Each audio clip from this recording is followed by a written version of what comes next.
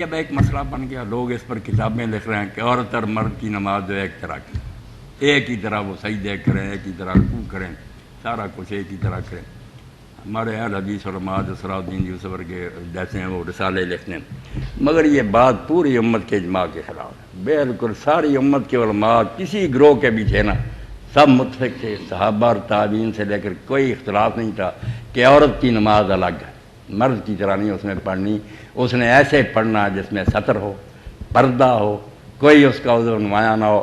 جب یہ فتنہ شروع کیا ان لوگوں نے کہ نہیں مرد کی طرح ہی پڑھے، تو مولانا غزنوی رحمۃ اللہ علیہ کے خاندان کے لوگوں نے فتویٰ دیا کہ تم ساری امت کے خلاف ایک نیا دین نکالی، مگر یہ بات نہیں آئے، اب عورتیں بھی اٹھ کر سجدے کر رہی ہیں۔ بالکل میری بچیاں خدا کے لیے مانیں، یہ مسئلہ جھوٹا ہے، عورت کو بالکل الگ سجدہ کرنا چاہیے، اس کے پاؤں ایک طرف کو ہوں، پیٹ جو ہے وہ بھی رانوں کے ساتھ لگا ہوا، زمین پر بچھی ہوئی ہو، رکوع بھی ہماری طرح زیادہ جھک کرنا کہ اس کے سرین نمایاں ہو جائے، نہ کرے، تھوڑا سا جھکے۔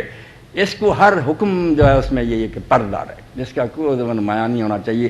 تستر کا جب ایک قانون مقرر ہو گیا کہ عورت ہر معاملے میں ایسا طریقہ اختیار کرے کہ اس کا جسم نمایاں نہ ہو، کوئی حصہ نظر نہ آئے، ایک قاعدہ بن گیا، اس سے ساری امت نے سمجھا، پورے چاروں امام شیعہ سب دنیا متفق کہ عورت جو ہے الگ طریقے سے سجدہ کرے۔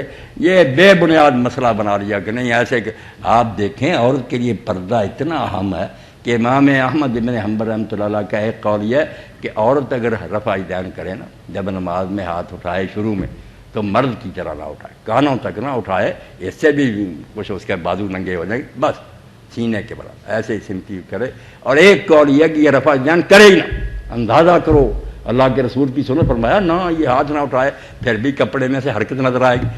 ابھی تک تو میرا موقف غامدی صاحب کے ساتھ ہے کہ کوئی فرق نہیں ہے۔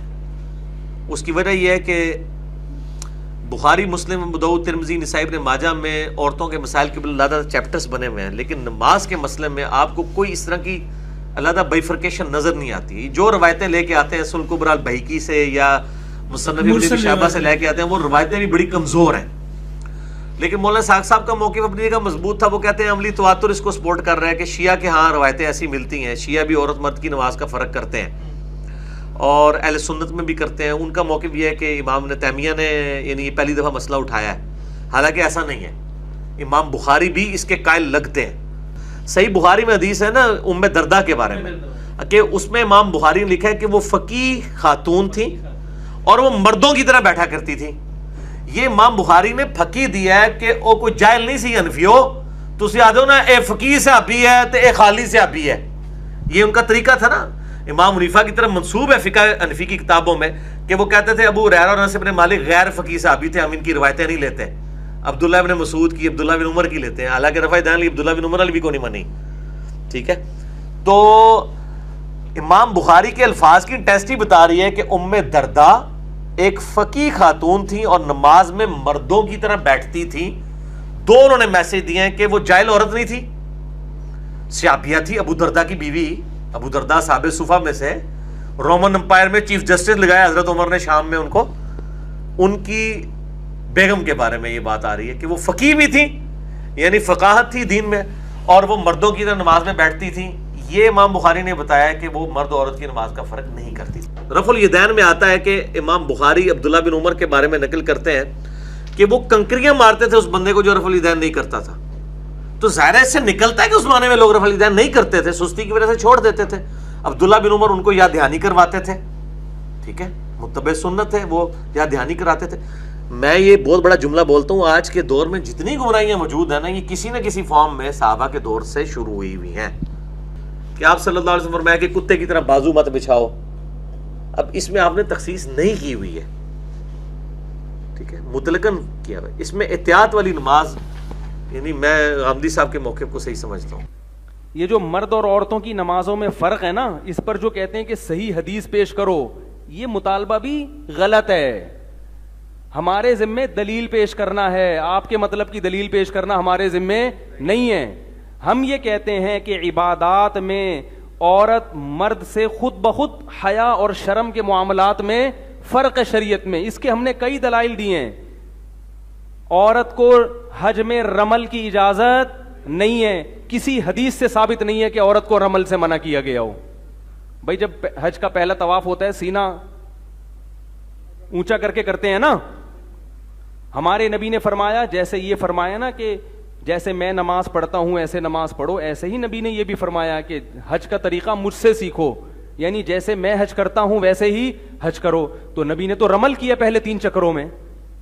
امت میں کوئی بھی قائل نہیں ہے کہ عورت بھی کیا کرے گی, سینہ تان کے طواف کرے گی. نہ نہ نہ نہ. کیوں؟ عبادات میں عورت کو حیا کا خیال کرنا ہے.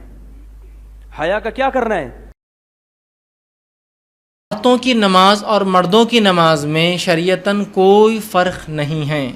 ایسی کوئی روایت صحابیات سے یا صحابہ سے ثابت نہیں ہے جس میں کسی صحابیہ نے یہ کہا ہو کہ ہم نماز ایسی پڑھتی, صحابہ نماز ایسے پڑھتے یا رسول اللہ نماز ویسے پڑھتے. کوئی روایت نہیں.